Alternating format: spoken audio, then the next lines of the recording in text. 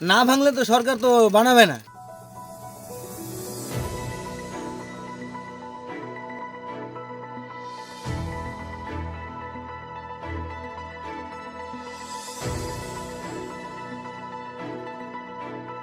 ডুয়ার্সের মেটিল ব্লকের অন্তর্গত কুর্তি নদীর ওপর দুর্বল সেতু। সেই দুর্বল সেতুর ওপর দিয়ে চলছে ভারী যান চলাচল। যে কোনো মুহূর্তে দুর্ঘটনার আশঙ্কা। ব্রিজ ভাঙলে তবেই তো নতুন ব্রিজ তৈরি হবে, এমনই আজব দাবি এক লরি চালকের।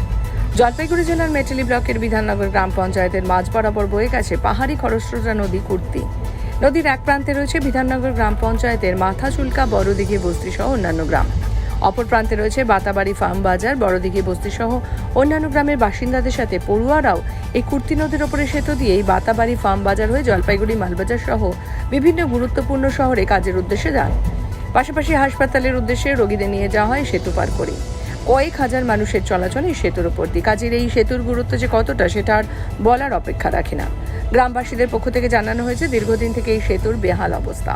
পিলারের নিচের অংশে ফাটল ধরেছে, রেলিং ভেঙে রীতিমতো ঝুলছে, সিমেন্টের চাদর ভেঙে লোহার জালি বেরিয়ে এসেছে।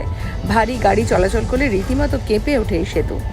আরও বিপজ্জনক অবস্থা সেতুতে ওঠার অ্যাপ্রোচ রোডের একটি অংশ, যে সম্পূর্ণভাবে ধসে গিয়েছে। যে কোনো মুহূর্তেই সেখানে বড়সড় দুর্ঘটনা ঘটতে পারে। এবছরের অন্যান্য সময় শান্ত থাকলেও বর্ষাকালে নদীর রূপ হয়ে ওঠে ভয়ঙ্কর। পাহাড়ি নদী হওয়ায় জলের স্রোত এবং গতিবেগ থাকে অনেক বেশি। কাজেই দুর্বল সেতুর উপর দিয়ে ভারী যান চলাচল করলে এই সেতুর অবস্থা আরও খারাপ হতে পারে।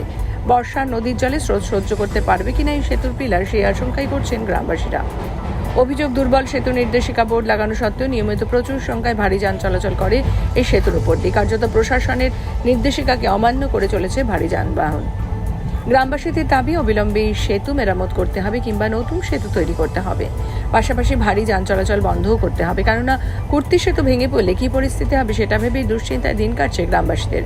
এ বিষয়ে জেলা এবং ব্লক প্রশাসনের সূত্রে খবর, ইতিমধ্যেই সেই সেতুটি নিয়ে একটি প্রস্তাব পাঠানো হয়েছে। পাশাপাশি দুর্বল সেতুর ওপর দিয়ে ভারী যান চলাচলের বিষয়টি নিয়ে পদক্ষেপ গ্রহণ করা হবে।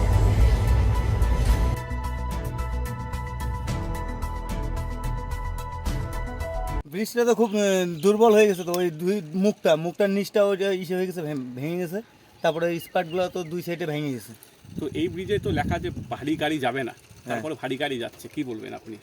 এখন ভারী গাড়ি আমরা যাচ্ছি, এদিক দিয়ে শর্টকাট হয়, শর্টকাটের জন্য যাচ্ছি। আবার পাবলিক তো অবজেকশন করতেছে, ওদেরকে বইলে করে কোনো রকম পার হচ্ছি। কিন্তু ব্রিজটার যে অবস্থা, ভারী যানবাহন গেলে ব্রিজটা তারও ক্ষতি হবে বা ভেঙে পড়ারও সম্ভাবনা রয়েছে। তো না ভাঙলে তো সরকার তো বানাবে না। সরকার তো উন্নয়ন করতেছে, কিন্তু উন্নয়নের কাজ যেগুলো করার দরকার ওগুলো তো করতেছে না। কিন্তু একটা মুখ্যমন্ত্রীর নির্দেশ রয়েছে, ভারী যানবাহন হচ্ছে গ্রামের রাস্তায় চলবে না, এবং তাছাড়া একটা ভারী যানবাহন চলার মতো ব্রিজও না, তারপরেও চালাচ্ছেন আপনারা। এটা যে ভারী যানবাহন যাওয়ার মানে যাবে না, তাহলে আমরা মালগুলো নিব কোন দিক থেকে? আপনারা কি চাইছেন? এবার শহরের উপর দিয়ে গেলে পরে বলতেছে নো এন্ট্রি আছে, যাওয়া যাবে না। তাহলে লরিগুলো চলবে কোথা থেকে? তাহলে আপনারা কি চাচ্ছেন এখন? আমরা চাচ্ছি যে ভাঙলে ভাঙুক, তাহলে তাড়াতাড়ি বানানো হবে। দাদা, আপনার নাম? আমার নাম মোহাম্মদ আলিউল ইসলাম। এটা হচ্ছে আমাদের বড়ডিঘি বস্তি। তো এই বড়ডিঘি বস্তির উপরে দিয়ে এই ব্রিজটা আছে আমাদের কুর্তি নদীর। এই ব্রিজটা দিয়ে অনেক গাড়ি যাতায়াত করে, অনেক পাবলিক যাতায়াত করে সারাদিন। তো এই যে ব্রিজের যে অবস্থা এখন পরিস্থিতি যে আছে, এই ব্রিজের যে মুখাটা ভেঙে গেছে, এখানে যদি একটা অ্যাক্সিডেন্ট দুর্ঘটনা হয়ে যায় তাহলে বিপজ্জনক হয়ে যাবে একটা।